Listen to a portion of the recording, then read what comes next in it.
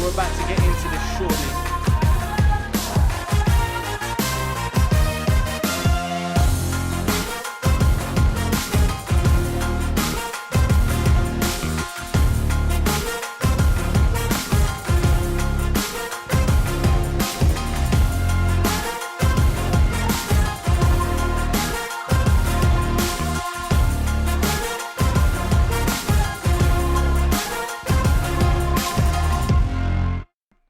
Good evening, what's going on? Simon here, and thank you so much for joining me live and direct right here on YouTube in celebration of the podcast's first birthday. And what we're going to be doing today is I'm going to be doing a Q&A. Ask me absolutely anything. Tons of you have been messaging me on Instagram with your questions, so I've got some already lined up here, but I want this to be a really cool interactive session that's going to give you maximum value. So as always, no selling, no hippie stuff, just value. So any questions you've got about rent to rent, about property, about the podcast, maybe just about me, comment in below in the comment section, and I'm going to answer as many questions as I possibly can on today's session. So, wow, 52 podcast episodes, been doing it for a whole year. And I never ever forget when I was considering doing this and it was lockdown and I wasn't sure whether I wanted to commit to it. And then I kind of thought, no, I got to do it. If I was ever going to do it, now would be the time. And then the thing I had was that then it was like, how often am I going to do it? And I was like, well, maybe I'll do it once a month. Maybe once 2 weeks. And then I was like, no, actually, if I'm going to do it, I need to do it every week. And I remember people looking at me like, Simon, are you really going to be doing this every single week? Because, it's a big commitment. And I won't lie, it has been a massive commitment, but there are 52 gems all about my journey, tips, complete value. Once again, no selling. That's not why I do the content. I do the content to document my journey and give value. So all I'm going to ask from you today is that if you've enjoyed the podcast, if you've enjoyed the content that I offer, hit the like button on this YouTube video, make sure you subscribe and hit the notification button, and share the videos, explore the videos and share the videos with people that you think are going to find it useful. So thank you very much for tuning in. I'm looking, I can see there's some familiar faces, Tevin, Aqua, Paul Sarge, Allah, Tevin, tons of people in the chat room. Any questions you've got, message them in the comments and I will give as much value as possible tonight on all things rent to rent, all things SA, HMO, property, BRRRR, or just life, because I want to give maximum value. So let me just give you a little update into who I am if you're brand new to me and what I've been up to more lately. So 3 years ago, I was 100% reliant on one income stream, which at the time was the music industry, and it felt like it was the feast or the famine. And don't get me wrong, I had some successes, but there was times when the money dried up, and I wasn't sure what I had to look forward to, if I'm honest. I wasn't sure when the next pound was coming. I wasn't sure when the next job was coming. And I felt like I needed to take control. Like that wasn't good enough. It wasn't good enough for me. It wasn't good enough for my family. So I decided, do you know what? I need to make some kind of change here. I need to get my act together. So I explored a few different things. I explored stocks and shares, setting up a business. And then I found property. Well, I already knew about property, but I'd been procrastinating for years. And I decided to get educated. And I got educated and I didn't have a huge amount of money, but I had enough money to buy a humble little £87,000 property in Derby. Just about. I had to sell my car. You'll know the story. Sold my BM, took it to We Buy Any Car. It was painful. I lost like 25 grand over a few years. Never ever buy a car cash. And then it was great because I was earning £600 a month and I felt like, yeah, this is working. And then what happened was one day, pow, ran out of money. And I had the cash flow, but I was like, I need more property. How can I do this? And then I found a little strategy called rent to rent. And it's completely transformed my life because you don't have to own the property. You control the property and you get to cash flow it. And through using that and doing countless deals and helping countless other people do it too, I'm now able to develop and do BRR purchases. And we've now got £1 million property portfolio to boot as well. So lately, what I've been doing is I've been reinvesting that money, scaling the rent to rent business, and then hiring a team to support me in that endeavor. Because it gets to a point, after about 10 deals, you are going to need help. And a lot of people, I see this, a lot of people, and there's a lot of trainers out there, okay, that they are unable to sustain the growth. And they end up thinking, you know what, this is too much hard work, I'm not doing this. And they slow down on that. And I didn't want to be that guy. As Lewis says, I don't want to be that guy. And I decided I needed to get a team and an infrastructure. And we've grown a team. We've had 2 new starters starting the last week to scale this business up. And I can see that Mr. Paul Sargent is already saying, how early did you start to systemize and outsource the admin? So that's something we can definitely delve into really, really shortly. So as I said, I've got some questions and I'm going to get into those. But before I do me a favor. Please make sure you hit the like button. Make sure you subscribe to the channel. And also, if everybody could please share this video. Just share it with somebody. And the way you'll do that is you literally just open up the video. And if you look at the video, there's a little arrow that says share. And if you hit the share button, and you could just hit WhatsApp, share it with people on WhatsApp, share it with people on Facebook, copy link, share it via email, whatever. Let's boost this video up. Share it with as many people as possible. And make sure you hit the thumbs up button and subscribe to the channel for weekly content. So, without further ado, let's get into some of these questions. Straight into things. So I've got some that people have sent me on Instagram in advance. So before we get into the ones from the YouTubers, let's get into these. And YouTubers, any questions you've got, comment, say something right now.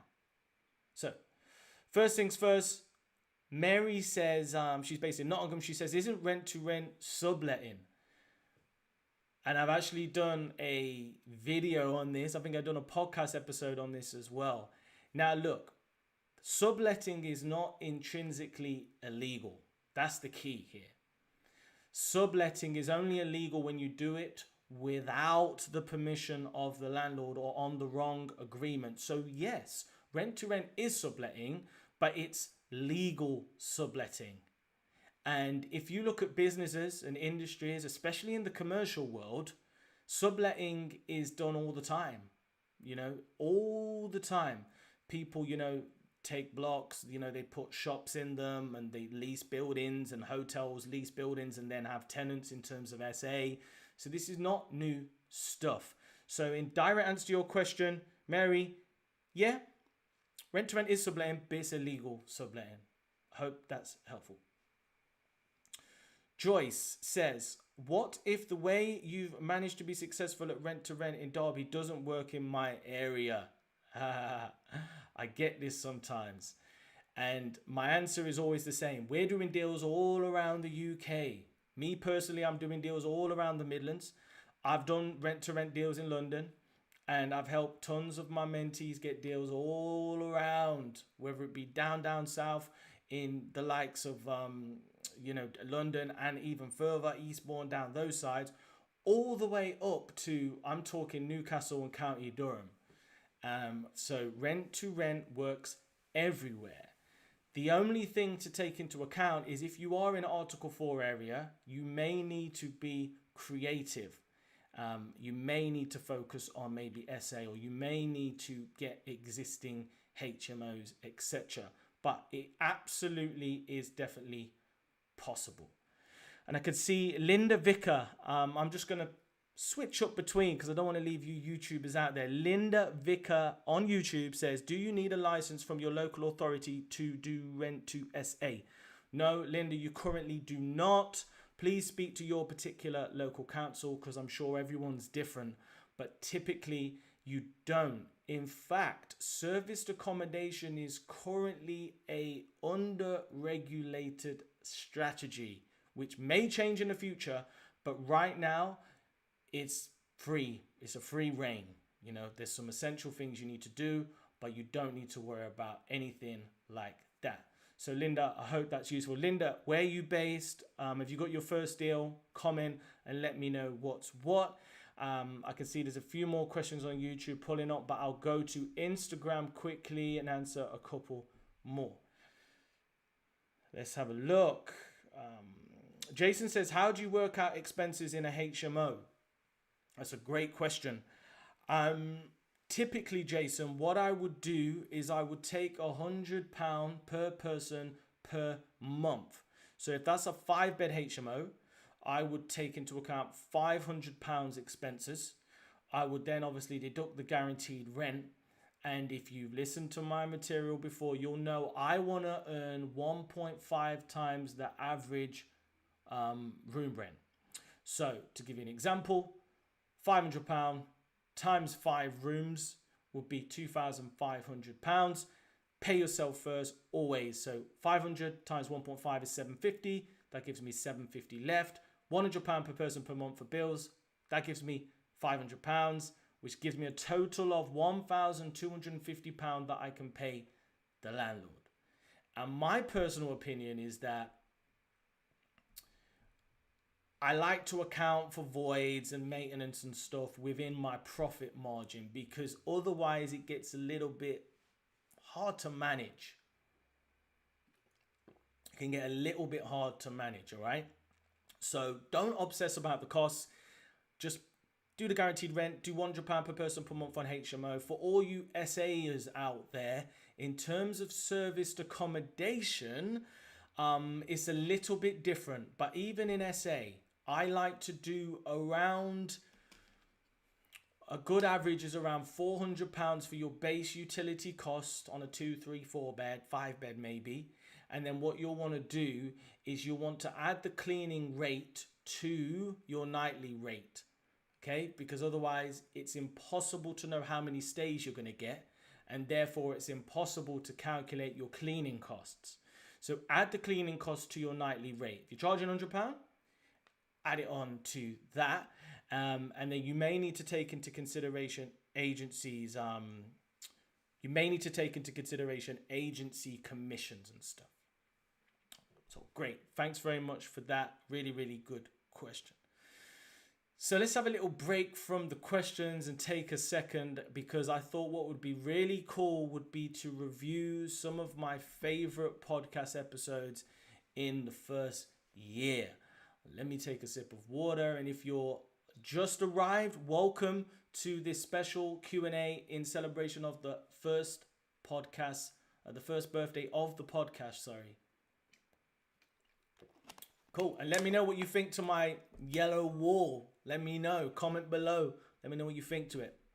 So I was scrolling through some of the episodes and I wanted to touch on some of my favorite ones and some of your favorite ones and give you the opportunity to make some suggestions on what type of topics you would like me to cover. So is rent to rent illegal? That was a massive episode. In fact, that was the most popular episode of the whole year. So a lot of you wanted to know, is rent to rent illegal? Massive feedback from that. I know a lot of people really loved my top 10 rent to rent refurb hacks, where I go into great detail about what you need to know about rent to rent refurbs. And one of my personal favorite episodes was number 3, and that was how property changed my life. And in that episode, I remember I did the intro. I'm Simon, and 2 years ago, I decided I wanted to make a change. And a pal of mine did the theme tune. And I remember the first episode just wanting to, in a nutshell, share my feelings and share where I was and introduce myself. And that episode to me, if you haven't checked it out, it's just good to know the struggle. Because it's easy to see me or people now and just think, oh, it's always been easier. Oh, it's all right for Simon. But it was real. The struggle was real. That's a really, really great episode. Amazing. How to source rent-to-rent property deals fast. HMO and SA, another massively popular episode. People love that episode because that's what everybody wants to know. You all want to know how to get more deals. So if you've not checked out the podcast yet, jump on simonsmithonline.com, and if you click on resources, all the episodes are laid out there for you to enjoy. And I can see we've got a star of one of my podcasts. She was actually the first guest on one of my podcasts, Miss Alla, in the audience. And I think for me, that was the highlight of doing the podcast, because I was like this for like 40 weeks, just talking to myself into this mic. And then to go on the road and visit my mentees that are getting deals was just amazing. And we just took our stuff. We recorded the podcast in Alla's 5-bed rent to SA. Hey Ella. We went down to see Lewis, who his first deal was a 4 apartment block of serviced accommodation units. His first deal. And I spoke to him the other day, and since that episode, he's done nearly £50,000 worth of SA bookings. So to go down there and see that we'd created together was a highlight. More recently, Home Plug, and there's so many more guests and mentees. I went down and seen Anne and Jeff, and that podcast episode is coming really, really soon. So it's been amazing. Obviously, as I've said, if you've not checked out the podcast yet, please make sure to go on simonsmithonline.com and check it out. You've got all the podcast episodes laid out. So let's get into some more questions. Tevin, I can see you've been really patient there. He says, hi, Simon. Do you go...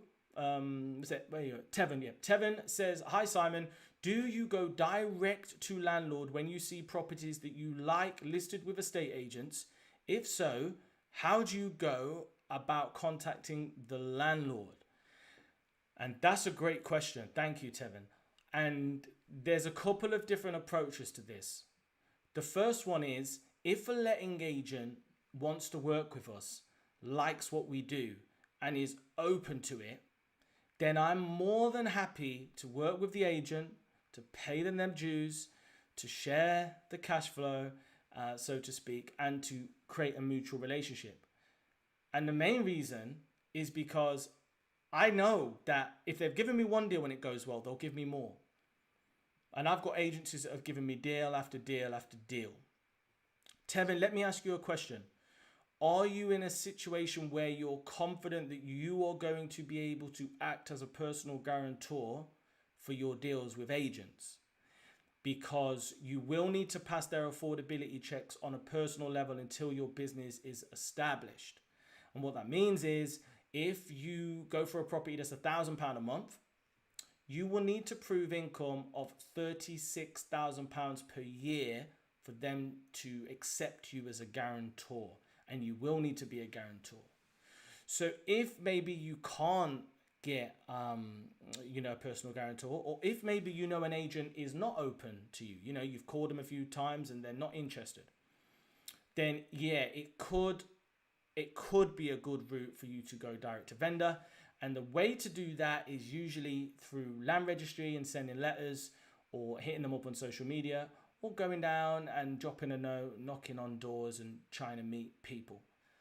And I can see Tevin says he's happy to act as a guarantor. So if you're happy to act as a guarantor, my friend, that can be a great way to scale. And here's an interesting thing. Once you've acted as a guarantor for a letting agent once, okay, and followed through, they won't make you be a personal guarantor again. I think one agent I've done like 7-8 deals with, they made me sign a personal guarantor once. They made me sign this personal guarantor twice. In fact, that's not actually true. The first deal, I signed a personal guarantor with another agent. And because I was already a guarantor for another agent, when they did a check on me for another agency property, it flagged that I'd exceeded my affordability and they kicked me out the door. So I actually had to get somebody else to act as a guarantor on the first deal with this other agent.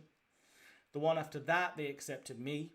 And then the one after that, the 5 after that, they've never asked me since, Tevin. So if the agents are there, do the deals. Don't make it hard for yourself.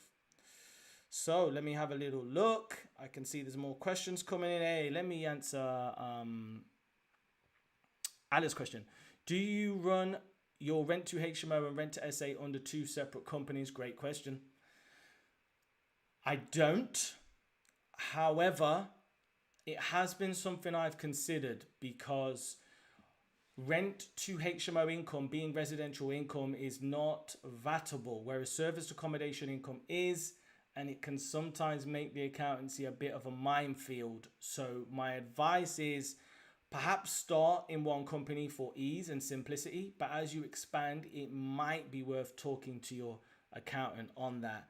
But it is possible to run them under one company as long as you've got the right compliance and all that good stuff.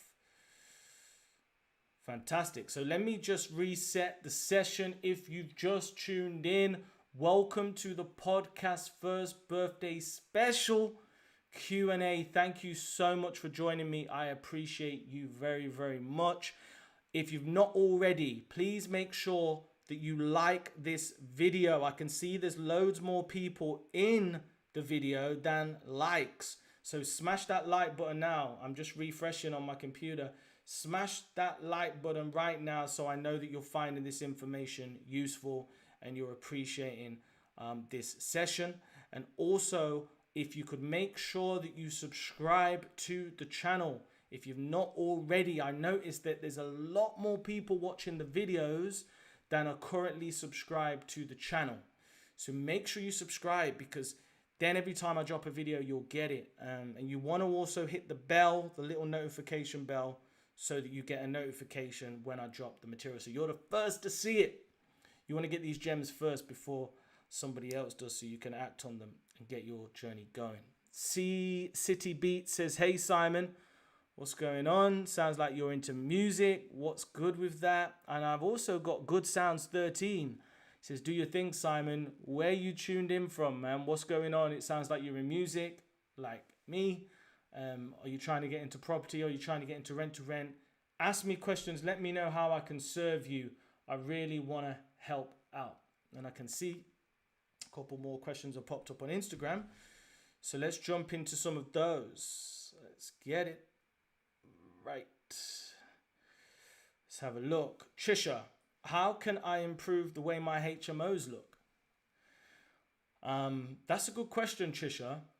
And I think for me, it's kind of been like a building process, because you get a little bit better and faster, and you start practicing stuff, and you might do something on one property and be like, I don't really like that. You can see this wall behind me. That's something that we've just started to incorporate into our properties, which we weren't doing for a while. And then, you know, in terms of carpets, we've changed them up. We've played around with furniture. And then once we find something we like, mind you, we rinse and repeat it. And that's been one of the key things. So I think Allah does amazing properties. And I know that Allah did an amazing little mini masterclass in our mastermind a couple months ago, all about interior design and the rule of three, and, you know, using sort of three key colors and having colors that smoothly transition between the property. So, you know, you can do little tricks like this. You don't want to over clutter rooms. You want to make sure that they're dressed beautifully and don't scrimp on a photographer. And big up Allah on that one. City Beat says, I'm a DJ producer from Kent. I've just set up my company for HMO management. Nice one. Is that rent to rent or managing other people's properties just on a commission basis, mate? I can still see there's a whole lot more people in here than like, so make sure you smash that like button, everybody. I appreciate you. What else have we got? Luke from Birmingham. I thought that was his surname. Hi, Luke. I feel like property education is a bit of a con. You've done well at it, but how can you promise that others will do as well as you? Yeah, you got a point, mate. Obviously, I'm not really getting into that, but my mentees are smashing it. And tonight, I'm just giving value. You know, I can't guarantee it will work for anyone, but if you put the work in and you believe, of course you can achieve it, man. Looks Living Properties Limited. Simon, what content do you put in your landlord letter? Good question. So there's two ways of going with landlord letters. The first way is an informal note. And the good thing about this is you're quite likely to get a phone call if you do a handwritten, I need to get a hold of you urgently regarding your property, Simon, mobile number. If they see that, they're going to call you. If they see that, they're going to call you. But you do lose a bit of the professional feel if you do that. So the other angle is to do a professional letter with letter-headed paper, listing your benefits and the services you offer. And we do have one of those that's worked as well. But whatever you do, key thing with letter sends, keep it very simple and only give one call to action. I see too many people doing a letter with a mobile, a landline, an email address, a website, and it's just too much information. The only objective of lead generation is to get the phone call. So on whatever you're doing, the call to action should be call us. For more information, call us on this number, bang. And another reason for this is what tends to happen is if you put a website on, they will go on the website and make their own decision and assumptions and then decide, this is not for me. So give yourself the chance to engage and build with them by just doing one single call to action. Fantastic. Wow, we've been going for 30 minutes already. We're flying. Thank you so much for all the questions. Thank you so much for joining me. Aqua Bepswa, she says, what would you say has been the most challenging encounter on your rent-to-rent journey, and how did you overcome it? How did I overcome it? I would say the most challenging encounter on my rent-to-rent journey was learning to systemize and learning to let go to grow. Because at the beginning, it was like, I was so keen and so happy and excited that I was getting deals that I was willing to bend over backwards and do too much. And it is not sustainable. I promise you, it is not sustainable. It's not sustainable. So the biggest thing for me was learning, you know what? Some people can do things better than me. You know, and even if they don't, hey, they do it 90% of what I'm doing and it frees up my time to grow the business, then it's worth it. So the biggest challenge in a rent to rent business is learning how to systemize, and that's what we've done. We've got a management system. All our tenants have got an app. Our maintenance team have got an app. It's all automated. When we have new tenants, they get instant emails saying, congratulations, please fill out this app form. Then they fill out the app form and it automatically goes into our management system. And then once they've filled that and we add a tenancy, they automatically get an email saying, hey, thanks for choosing us. Here's information for your move-in day. And on the service accommodation, automation all the time. Hey, thanks for booking our property. This is the check-in procedure. This is how it will happen. And it's all automated, which means you then get to scale up. Another big challenge I've encountered in my rent-to-rent business, like you all, is getting that first elusive deal. Super hard. And I never ever forget, I probably did 16, 17 viewings before my first deal. But the deal before my first deal broke me down. And I remember I went to meet the landlord at the property. I was a bit tired, but he basically, he showed me around and he was very open to it. He loved the idea. And he said to me, let's go for coffee. Went to coffee. I had an agreement with him. I sat down with him and he says, look, Simon, in principle, I love this. I'm happy to go with it. And he threw the keys at me. And I left that coffee shop with the keys and I thought, yes, I've got my first deal. I called up Lucy. I was like, Luce, I've got our first deal. I told you this was possible. This rent-to-rent stuff is not just a myth. It's not just a con. And I took my trade people round. I started planning the refurb, quoting the carpets, this, that, the other. And showed Lucy. And I was excited, taking pictures, doing measurements, making plans. I was doing dummy ads. And then we had another call. And then we went back and forth on the agreement. And then he said, just send this and I'll sign it. And then 3 days went by and I didn't hear from him. And then on a Thursday evening, I'll never forget, about 7:30, I got a phone call from him. And he basically said, look, Simon, I'm sorry, but my wife don't want to do it. It's just not right for us. And we've gone for a family for £600 a month, or it's a cheap rent. And we're just going to do that. But, maybe we'll do something in the future. And it broke me. I nearly quit right there and then. Nearly quit. Thank goodness I didn't. And ironically, the next deal was 10 times better. And I went on to do 2 more deals with that landlord that then saw what we was doing and came back to me. The family he had moving in were on housing benefits and this, that, and the other. And they struggled to pay. And in the end, they just disappeared one night and left him in the lurch. So it just goes to show families aren't always good. Few more questions on this Q&A and then we'll probably round up. So if you want to get your questions in, make sure you comment right now. Get your last questions in, get your final questions in. I'm happy to hang about, but I gotta get my dinner as usual. City Beats for rent to rents. Yes, trying to secure my first one, and he says great content. City Beats, thank you so much. I appreciate it. 1 second. Let's have a look. Alan in Kent says, will the property market crash? That's a great question. Because I don't know about you, but at the moment I'm going to view certain properties, especially for purchasers, and there's 20 people turning up. And they're going for so much higher than the market value. And that is a little bit of a red flag. Typically what we tend to see is when the market gets overly inflamed, there will need to be a correction. But the thing is, I don't mind, because I'm in it for the cash flow. I'm not in it for to sell. My exit's death. I'm not selling. And even then, I'm going to pass it down. So there could be a correction. If you're looking to do flips, be careful.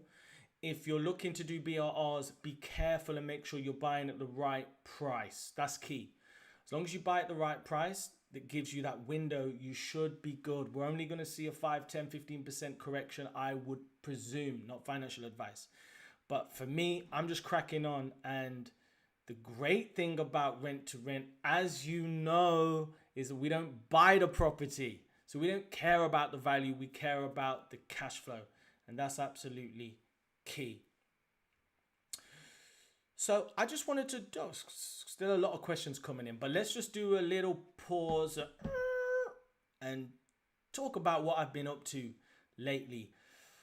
So I set myself a goal about 5 weeks ago of 5 rent-to-rent deals in 2 months, because a mate of mine said, "Hey Simon, you're doing all these BRRRRRs, but when was your last rent-to-rent deal?" And I was like, it's probably about 4 or 5 weeks ago. So I was like, no, I'm not having this. I'm setting a goal, 5 in 2 months. I did 2 in 2 weeks. And the first one was a rent to serviced accommodation, a 2-bed property where the landlord actually approached us. He saw some of our marketing material. He said, "I like what you offer. Can we work?" And then I was like, yeah, definitely. But the property wasn't in the best location. And the next day I was supposed to view it, and he called me saying, "Look, Simon, I'm sorry, but it's already gone. But I'm completing on a property where I know you're going to love in a few weeks, and you'll be the first person I call when I do." So I got a phone call on Friday, completion day, 11 o'clock. He said, "Simon, completed on a property. Come and have a look." He's a tired landlord. He's got a staff. So I went and met a staff member, offered the money right there and then. She accepted, and that was that. Went back and forth on the paperwork. And 24 hours later, it was my record. I had the keys. That's the power of rent to rent. Second deal, really funnily enough, was actually a stone throw away from my house. Talk about gold mine area. So that was a touch. And we're still finalizing what we're going to do with that. I'm currently doing the refurb. It could work for HMO, could work for SA, could just work for a consultant and their family. So we'll finalize what the best route is for that. And then I've got a third deal that's provisionally accepted, but it is for keys to be collected in a few months because the tenant's still there. So 3 deals in 5 weeks. I went away for a few days last week, so probably 4 and a bit. So I'm going to be pushing to get 2 more deals. And my thought process was, and this touches on Paul's question, how early did you start systemizing and outsourcing admin tasks? We've hired 3 new staff. So I knew that things were getting too much, because every now and then what happens is you grow, and then it gets hectic. You're like, no. And you grow, and then it gets hectic. And we got to a point where we couldn't keep doing it. We didn't have the man and woman power. So I was like, okay, let me do 5 more deals. That's probably another 3 to 4 grand. And then let's get a few people on board to help us. Okay. So I've been focusing on that, inducting, and we've also been spending time with a system specialist helping us set up all the automation for the business. BRRR wise, completed on a purchase, done a full refurb, which is looking amazing. And then we have another property that you might have seen. I believe I might have done a YouTube video. Check it out. Go through the library. There's a few tours and property refurbs in there, and it's a 3-bed that we're converting into a 5-bed loft conversion, and some really cool stuff on that one. And then we've got another deal that we're working on for BRR. We had one fall out of bed, which was a bit annoying, but that's part of the game. And then what I've also done is I've gone back to my roots, so to speak, and been sourcing a few deals on that I couldn't buy. So, I've been sourcing to investors that want cash flow, that are based down south, and getting them properties, are earning them $1,000 a month. They're not having to do anything. They've been completely hands off. I sourced the deals, did the refurb, filled the deals, managed the deals, and they're getting some amazing refinances.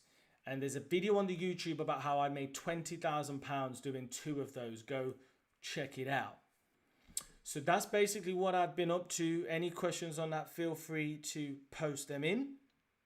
And before I wind up the video, I'm going to do a last call for questions on the YouTube, and I'm going to blast through the last couple I can see coming through on Instagram. Before I do, as always, no sell, no agenda. This is just value to thank you for the support and to celebrate a year of the podcast. So if you've enjoyed this content, please hit the like button. I can see that there's way more people on the live than there are likes. So make sure you hit that like button, hit the thumbs up button. Be sure to subscribe to the YouTube channel and spread the word, okay? Because we're trying to scale this thing up. And of course, head over to my Instagram at Simon Smith Online. I do daily content in there. You've got links to my website, to loads of free guides, free information, and all that stuff. So follow me on Instagram at Simon Smith Online. Looks Living Properties then says, Simon, have you brought any properties in auction? No, I've not, Looks. I've managed to develop really good relationships with agents. But I must admit, the more deals I do with agents, the more open I would be up to an auction, because you kind of start to know what a deal is. And, you know, once you've had damp, and once you've had like, you know, structural issues, and once you've had like back to brick refurbs and having to change the gas meter and do this and do that and do the other and leaks and walls falling, once you've had all that stuff, going into an auction battered property becomes a little bit less scary, I would say. So definitely open to that for the right property. Cool. I'm going to do 3 more questions before I round it up. I can see there's a few more coming in on Instagram. Tevin said, how can someone just starting out in rent to rent best brand themselves when looking to acquire their first few properties? Tevin, if you go on my website www.simonsmithonline.com and you go on, I believe it's start here. So you go on the website, click start here. There's some downloads in there for free that will help you arrange your first viewing, do your first call script. And there's also a 12 steps guide to how to set up your rent to rent business to brand yourselves correctly, Tevin. So that is for you 100%. Head over there. Paul Sargent said, how early did you start to systemize and outsource the admin tasks? Good question, Paul. And I know that Paul's got his deals. He's about to get another deal, I'm sure. So well done, Paul. For me, I tried to do it as I went along. And for the first few, I was really organized. I'm not very organized intrinsically. And I remember Lucy saying, bloody hell, you're actually doing this really organized. But then when I got to about 20, it became, when I got to 10, it became harder. And that's when it was like, I need help here. I can't do this on my own. So that's when we started looking into Arthur and staff. But if I was starting again, I would probably incorporate systems a bit sooner. So I think once you've got like 10 tenants, it's probably worth implementing these systems. It really, really is. So I hope that is helpful, Paul. And last question, let me have a look, pick a good one from Instagram. In fact, I should probably finish on YouTube. So I'll do one off Instagram and one last one. So final question on YouTube. Let me know who's coming in. Any questions on YouTube, post them right now. And let me do my last question right here. Yinka says, what do you use in sending letters and how many do you push out weekly? That's a good question. I'm not a big fan of letter sends. It's not because they don't work, but it's because I like to target my properties a little bit more carefully. And I feel like when you send letters, it's a bit more of a scattergun approach. You don't know if the property is available normally. You don't know if the landlord's open to it. You don't know if the landlord's actively, if it's a HMO, you don't know if they've got rooms available. So it's a little bit too sporadic for me. So I prefer to, aim and target the properties I like that I know are available. And I've found that that's the better route to go. So Yink, I hope that's helpful. Not a big fan of letter sends, but if I was going to send them, I will give you one tip. And from the times we have sent them, you want to, rather than sending out 2,000 letters and then leaving it 6 months, you'd be better off sending 250 letters out to 250 properties every month for 6 months. Okay? So don't just throw 2,000 letters out to 2,000 properties and then think, oh, this doesn't work. You need to be consistently sending them out. And last but not least, I can see there's a YouTuber, Linda again. I am from Bridgeland, South Wales. I have 2 holiday lets and they do very well. I've just managed to get a landlord to agree to rent a 3-bed cottage. So that's not a question, but that's just an update. That sounds absolutely amazing, and that just prompt one little thought in my mind before I do close the video. If you want to get into rent to rent right now, my personal predictions are rent to HMO is going to be extremely strong, particularly if you can get high quality property, because we're in a renter's economy. There's a lot of broken relationships. There's a lot of people that aren't going to be able to get on the property ladder or afford a whole house or afford to furnish a house, but they will be able to afford a £400 or £500 room. And in terms of serviced accommodation, the demand for businesses to scale up and recover and do construction, do business, do sort of like get back to flying and transport and travel, and you've got all kinds of stuff going on. We're also seeing a lot of people moving houses, but not completing, delayed completions, broken chains, relocations because they've lost a job and now they need to move. So there's loads of SA demand that you would never expect. So my advice to everybody, focus on high quality property that you don't need to invest too much money on, and build your personal brand so that you can attract the high quality stuff.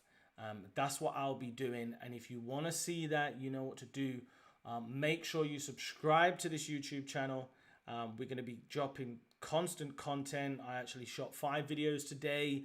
We've done all about property crashes. We've done serviced accommodation, HMO. We've done how I'm securing deals and all kinds of amazing stuff.